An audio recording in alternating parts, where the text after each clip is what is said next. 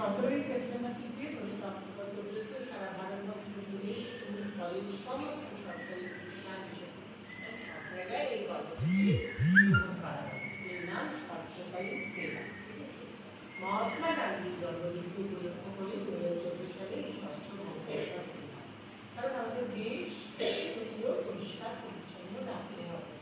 এর জন্য নরেন্দ্র মোদী আমাদের ডাক দিয়েছেন এবং আমাদের সমস্ত নাগরিকরা মনে করে যে হ্যাঁ, আমাদের দেশকে সুন্দর পরিষ্কার পরিচ্ছন্ন রাখা উচিত। তার জন্য সেই বড় পদক্ষেপটা কি, সবচেয়ে বড় পদক্ষেপ হচ্ছে আমার নিজের সাথে।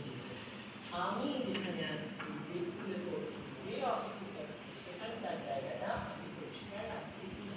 কারণ আমি যদি পরিষ্কার রাখি তাহলে আমার জায়গাটা পাশের পরিচ্ছন্ন পরিষ্কার রাখি। তাহলে প্রথম যে পদক্ষেপটা কাজে নেওয়া উচিত, আমার নিজেদের নেওয়া উচিত। আমরা যদি ঠিক মতো কাজ করি, সেই জন্যই এই স্বচ্ছতা শপথ পাঠ করানো হচ্ছে এবং স্বচ্ছতাই সেবা এই দুটো কর্মসূচি গ্রহণ করা হচ্ছে। বুঝতে পেরেছি? যাতে আমরা আমাদের আশেপাশে যে মানুষজন আছে তাদেরকে আরো উদ্বুদ্ধ করতে পারি এবং তাতে কি হবে, সর্বাঙ্গীনভাবে আমাদের দেশ কি হবে, সুস্থ স্বাভাবিক পরিষ্কার পরিচ্ছন্ন হয়ে উঠবে। তাই তো?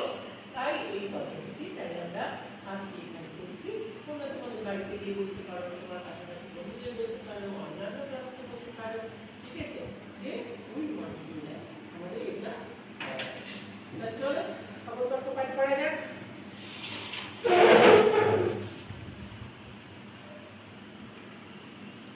স্বচ্ছতার শপথ। স্বচ্ছতার শপথ। মহাত্মা গান্ধী এমন একটি ভারত গড়ার স্বপ্ন দেখেছিলেন, যা শুধু স্বাধীন নয় বরং পরিষ্কার ও পরিচ্ছন্ন। মহাত্মা গান্ধী ভারতের স্বাধীনতার প্রতীকৃৎ ছিলেন। তাই এখন আমাদের কর্তব্য হচ্ছে ভারত মাতাকে পরিষ্কার এবং পরিচ্ছন্ন রাখা। আমি এই প্রতিশ্রুতিটি